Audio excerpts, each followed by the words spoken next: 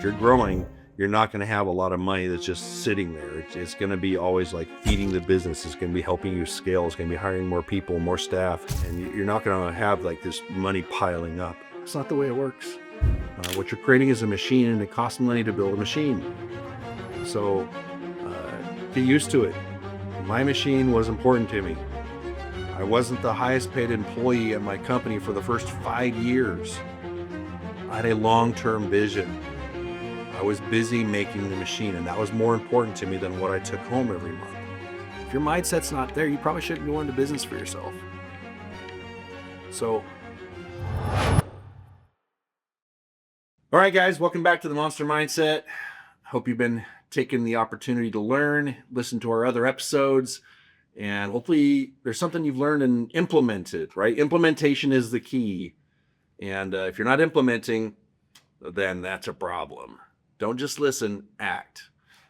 Today I'm going to talk about how to take a company from a startup where it's just you and you're trying to make something happen to your first $5 to $10 million in sales. And so that's like a scaling plan from $1 million, because you should be able to handle $1 million by yourself for the most part, on up to doing, 5 to 10 million. And it can happen, especially these days with all the tools that are out there. I mean, the AI stuff, if you're getting into the automation, the softwares are getting amazing. You can scale really well with less support than you used to be able to. And so what I mostly want to talk about right now is the importance of understanding your time value. I mentioned that before. And also understanding like how much impact those first hires are going to have and who they should be. And so if you're at that point where you're one-man show, or you just got a really small team, just a few people, pay attention, because this episode is going to be very much for you. And honestly, if you're a little bit bigger, this is going to help you out as well. One of the things that I want to just touch on real quick early on is, if you do have a team and you think you need to hire, you need to make sure you understand one concept really well. And that is if you're looking at your team and you wouldn't hire them again today, you probably need to replace that person.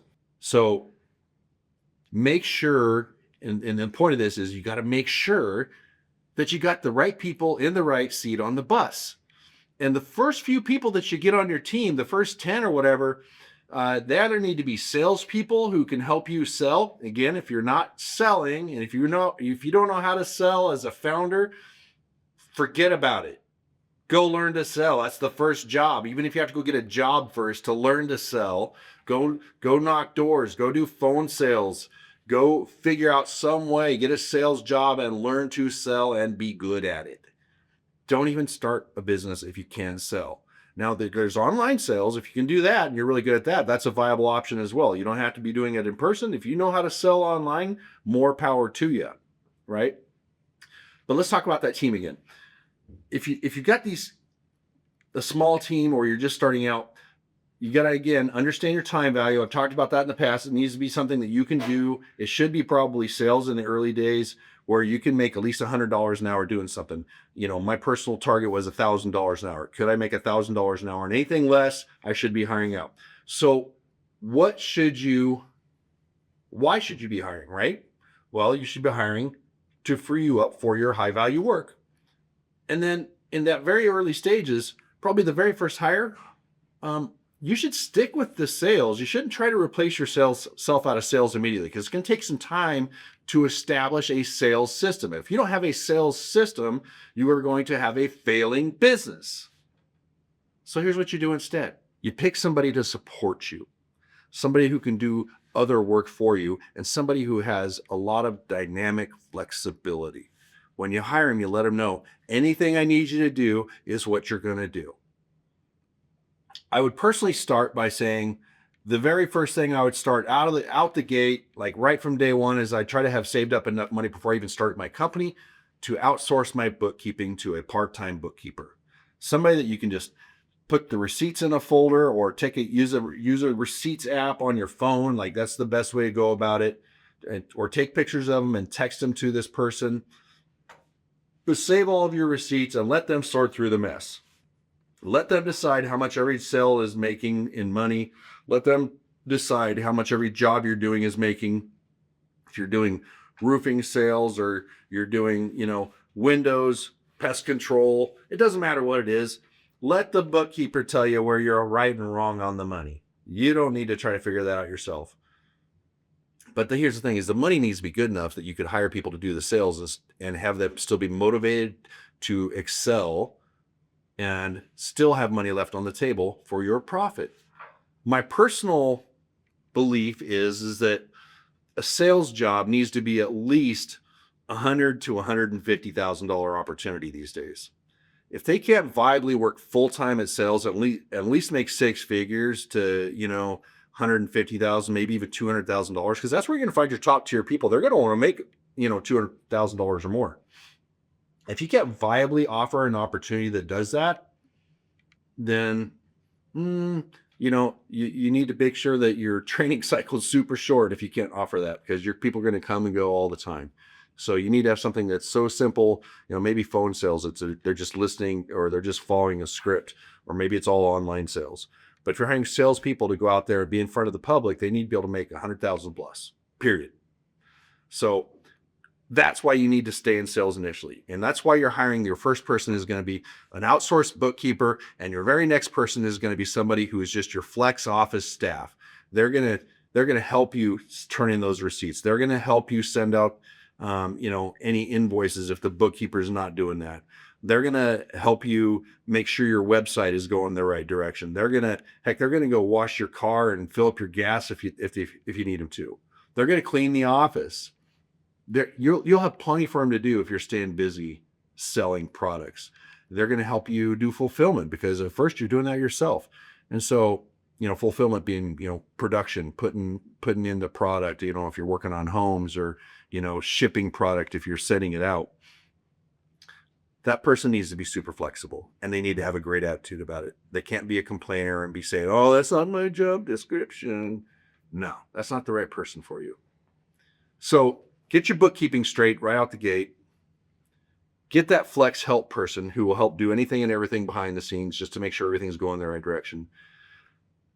Then you need to look at, probably before you actually hire somebody to do production or fulfillment, you're going to be working on creating systems for your sales. Like, what is the script that we follow?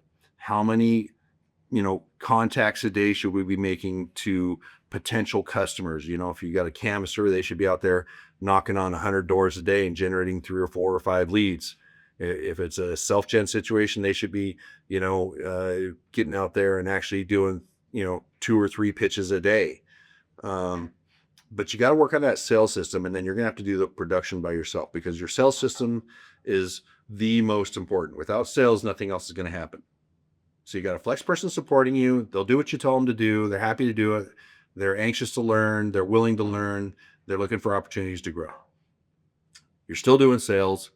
You're creating systems around your sales. You have, and you shouldn't leave sales until you have clear expectations of what another salesperson would be doing. Like, you should just stick with it by yourself until you're like, this is what I could reasonably expect of the next person that I hire if they're a salesperson. And that's probably who they should be before you go to production. So define it, create the KPI for it, right? What is your key performance indicators? And you need your leading and your lagging indicators to be tracked. So set up your software, your spreadsheet, your CRM, whatever it is that's keeping track of that stuff, and make sure that that's dialed in. So how many, your leading indicators are, how many customers are they talking to every day, right? Or in some cases, how many phone calls are they making, or how many, clicks are we getting if it's online, right? Those are your leading indicators. Then your lagging indicators are going to be, and these are the ones that really matter, is what are the results of those leading indicators, and what is my conversion ratio? So you need to be tracking your conversion ratio from your leading indicators to your lagging indicators, right? And your lagging indicators are, hey, I got a deal, basically. That's your lagging indicator. It's not really a lagging indicator, it's the deal. Without that, you are just going to be hoping that whatever the next person you hire, the salesperson that you hire, you're going to hope that they just sell, right? And that is not what you want. You need accountability. At Bartlett Roofing, we have our sales team come in for a sales meeting every day. And, I do a thing, what I would call the beat down pickup meeting, right? When they come in, I'm like, hey, what did you do yesterday? You set goals yesterday. Did you hit them? Why did you not hit your goals? Or high five, you hit your goal. Good job, right? I'm going to be really highly accountable on that beat down of like making sure that they understand that that's not going to be a pleasant conversation in front of their peers if, and when it's early, with you, just you and him, with the first guy, if they didn't hit their goal for the leading indicators and hopefully for the lagging indicators as well, right? And then you're going to teach them something, teach them about mindset, teach them how to grow as a human being, teach them a sales skill, teach them about the product that you're selling, so that they're the master of the knowledge of the space that you're in, teach them a new approach, and then you're going to set a goal for the day, and then you're going to send them out to go hit the goal. And actually, I'd probably add one other step in there, and that is you set the goal for the day, and then you have them do any follow-up work they need to do, any stuff that needs to be done in office, paperwork, phone calls, whatever, before you send them out to go attack the day. Because what happens there is that you held them accountable, you've taught them something so they see value in the meeting. It's not just an accountability and then a goal setting thing every single day. They learn something. And by the way, we've tried 1 day a week. We've tried 2 days a week, 3 days a week. The only thing I think we haven't tried is 4 days a week, because we were just like, and of course that we'd settled on 5 days a week, because what we found is that there's a small percentage, about 5% of the salespeople out there, they probably don't even really need a meeting every day. They'll just do what they need to do. But 95% of them, they need that accountability every single day. And so you have to do some thinking for them. And that this goes back to the systems and the structure, right? If you're going to structure a program, understand what they need to do, right? But then as your structure, you need to be able to have that sales meeting where you hold them accountable, you teach them something, you set a goal for the day, and you try to motivate them, have a great attitude. You're positive about what's going to happen for the day. You have scheduled time where they're going to like do their follow-up work. And this is really important, because if you don't do that, they're going to be distracted by it. It's going to be an excuse. So they get their follow-up work all buttoned up, and then they go sell. They've got nothing else to do, because all the follow-up work is done. The sales meeting is done. The goal setting is done. The accountability is done. All they have to focus on is sales, right? You should be able to get the meeting and the follow-up work all done in the first 2 hours of the day. So that means they got 6 hours of straight out prospecting, phone calling, lead generation, closing deals. And if you can structure your system like that for sales, and you can structure it like that for yourself so that you're in the habit, it's going to be easy for you to teach somebody else that. So you've got your part-time bookkeeper, you got your flex person, you got your system for sales. Now you want to hire a salesperson and just plug them in with you. They're going to be your first running partner. They're going to go and do that thing with you. I had Don. Hey, Don. Don was, came in. He was my first guy that was doing this stuff, and he's my longest employee. He's still here, and he was out there running with me, going out there running leads, going out there knocking doors, and we were doing it together. So that's really the point of this episode, is to create the structure and understand who you actually need to hire first. Don't make it easy on yourself and excuse yourself from sales earlier than you should. Now, once that other person's making sales, you're going to start to see if your production is getting backed up, because you're no longer able to keep up with it between you and your flex person, right? That's a good thing. If you're still able to keep up with it and still making sales, then stay with it and hire another salesperson, right? But if you're getting behind, you might need to start them at that point looking at, what does your production or fulfillment look like? My personal goal for you would be to say, hey, that's going to need a system, and you should probably keep doing it until the production part is taking up 20 hours your week and you're only able to sell 20 hours a week. You're only able to do sales activities 20 hours a week. Because by that time, you probably have 2 or maybe 3 salespeople out there working for you, and it's like, dang, this production piece is starting to eat up time big time. So at that point, you've got 2 choices. You can either find somebody who's an expert in the field, you can set up some type of uh, subcontractor to do work for you. You can, if you're not like working on houses like our company does, and maybe you can set up some drop shipping or direct fulfillment from a service that offers that, right? But start paying attention to that production and creating a system there.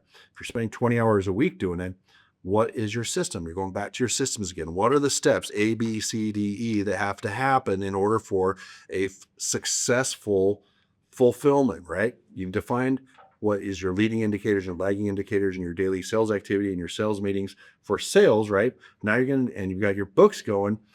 Now you're going to be looking at it from production fulfillment side. Steps. It should be clearly defined steps. Here's the things that need to happen. And as you define those, and your flex person can be helping out with that, not defining them, but actually fulfilling, right? And as you get to that point where you're spending 20 hours a week, hire your first production person. Maybe you just hire them part-time. Maybe, like I said, maybe they're a sub, but get them dialed in, have them follow the steps, right? Even though they may be sitting around, if you're paying them $25, $30 an hour, that's okay. Even if they're only working part of the time, because your time, remember, is worth $100 to $1,000 an hour in your sales role. And so they may be going slow, but you're going to need to tell them, like, hey, don't expect this to be the case all the time, because since you're now in place, I'm going to double down on sales. And then you work until that guy is working like a dog every day, just trying to do the production and fulfillment. And you hire more salespeople and you plug them into the system that you've created until that production person is overwhelmed. And you keep doing that, and basically you become a sales manager, right? What's a sales manager going to do? They're going to do one-on-ones. They're going to do deep dive one-on-ones, get to know their people really well. They're going to do one-on-ones for accountability every week. They're going to run sales meetings. They're going to do ride-alongs. And you basically then work yourself into a position of becoming a sales manager. You might have 1 or 2 people in your production team. Now you're getting up to 5, 6, 7 salespeople. You're a full-time sales manager because you're running, you're making sure that the person doing your books is doing good. You're making sure that your production team's doing good. You're mostly being full-time sales manager. You're running the sales team, doing ride-alongs. And at that point, next step, it's time to hire a sales manager, right? When you've done that, before you do that, actually, you need to make sure you have a system for what does your sales manager need to do? What are the steps that they need to follow? How many ride-alongs do I expect them to do? How often should they be doing one-on-ones with my team? What is an underperformer on sales? Is it defined? What is a top performer on sales? What is that defined? How often do you need to meet with each one of those? What kind of accountability do you need to have with each one of them? What is the dress code for your sales team and for your production staff, right? All those things need to start being very clearly defined. And when you got to that point, you can hire that sales manager, because now you can clearly hand off to him and say, this is what I expect out of you as a sales manager. You shouldn't be looking at him and saying, well, I expect you to build a system around this because I don't really know what I do and we're just winging it. No. Don't do that. Set up their KPIs. Set up a schedule for them. Say, I expect you to follow this calendar. These are the things that have to be done, like your sales meetings and your preparation time for your sales meetings. And, put them in contact with your vendors so they can teach about product. Make sure that they're on a reading program so that they're on a self-improvement path so that they can pass that on to their team. Because if people are learning and growing, right, they're gonna want to stick around. People like to stay in a place where they have an opportunity to learn and grow. So move that ball forward by defining that very carefully, what you want out of that sales manager, right? And when you got that clearly defined and you can hold that person highly accountable to how things are going, now you can step back and start looking at things from a more strategic role, and start working on the business instead of in the business. Because you got books being handled, you got production being handled, you got your sales team being handled. Probably need to, I'm sure you'll have some insurances in place. Your flex person could be handling that, and you might start defining your flex person's role a little bit more toward some of the HR operations that need to happen, onboarding and offboarding, keeping track of equipment, and you're going to have that flex person start to get a more defined role. Put them in a good seat on the bus. Maybe they move toward production and you find somebody else for HR duties. All those things need to happen. And that's generally the order that I would do them in when you're early on. So what happens after that? You're kind of starting to move into like a little bit of a mid-size. And, depending on the business type, if you got 6, 7, 8 salespeople by this time and a sales manager, you should probably be doing about $5-6 million a year in business, somewhere around there, I would guess, right? Early on, since you're still really involved, you might even be doing more than that because, as a founder, you're going to have more energy to push business than a lot of your sales managers in the future will. So at this point, it's time to start making sure that now you are moving into a strategic role and you're developing time, making sure that you have very clear financial oversight in your company. That your operations and production are very, very well defined. So you have a predictability. I mean, there's a reason the McDonald's has had the success that they've had. Most people don't say McDonald's is their favorite hamburger. But if you go to a McDonald's in Idaho and then you go to a McDonald's in New York, you're still going to get the same hamburger. It's going to taste exactly the same. You know what you're going to get because it's predictable. There's a certain value expectation that McDonald's has found out that people are comfortable with. It doesn't have to be the best burger as long as they know what they're going to get. They're willing to pay for it, right? That's how your production team needs to feel, is they need to be providing a certain value predictably so they can tell their friends and family, so they can give you a 5-star review, so that they can refer you and come back and use you again if you have a product or a service that people are likely to have a second shot at. Maybe if they're in the home improvement business, maybe it's a rental home that they have. Or maybe they were just preparing a house for sale and they're going to use you again in the future when they buy another house, right? That predictability of your fulfillment, super important. So you're working on the business now and you're keeping your whole team accountable and you're getting a grip on everything. So if you've got that stuff dialed in, you got your production, you've got your sales, you need to, at that point, spend some time diving in and learning to make sure that you've got systems around your finances. If your bookkeeper's, been doing it, they probably have some system. You're going to need to look at that and make sure that your cycle times for collection are fast, right? Because when you're early on, you don't have a lot of money to sit there just like use to float anything. And really that's not just early on. That's just business in general, right? If you're growing, you're not going to have a lot of money that's just sitting there. It's going to be always like feeding the business. It's going to be helping you scale. It's going to be hiring more people, more staff. And you're not going to have like this money piling up. That's not the way it works. What you're creating is a machine, and it costs money to build a machine. So get used to it. My machine was important to me. I wasn't the highest paid employee at my company for the first 5 years. I had a long-term vision. I was busy making the machine, and that was more important to me than what I took home every month. If your mindset's not there, you probably shouldn't go into business for yourself. So, I think with that, what I would say is that, let's talk about some things about hiring and firing. Don't hire people for their potential. Hire them for their track record. Hire them for their current skills. Don't hire them and think that you're going to be able to take somebody from, oh, you know what? Like, I don't know, he's never done sales and he's a nice guy, but I'm going to give him a shot anyway, right? He's going to be afraid of customers. He's going to be afraid to assume the close. He's going to be afraid to, get the deal. They need to be an expert in their field and give that type of energy to your customers. They need to be able to be the doctor, right? You go to a doctor and you're sick, and as soon as you go into that office, you trust that the doctor knows more about your body than even you do, and you live in it, right? You trust that he's going to know what to do to make you healthy. And you give up control because why do you do that? You give up that control because he's the expert and you trust his education and you trust his knowledge, right? You'll do anything, even uncomfortable things at the doctor's office because they're the expert in their field. And you need to be the expert and your team needs to be the expert in your field so that when you're proposing solutions to a customer, they trust you. And if you have somebody that has sales experience and they don't understand how to be the expert in the field, how to diagnose and prescribe solutions rather than just being like, hey, what do you think? Would you like to buy today? Nobody's going to want to buy today if you ask it that way. They're going to be like, I think I need more research. Why? Because they don't believe you.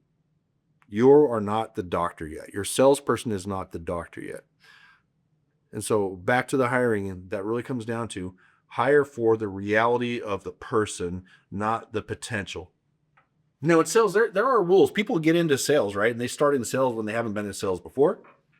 But at the very least, they need to have some prior experience in a way that has made it to where they can be highly relatable to people, right? Maybe they were a bartender, right?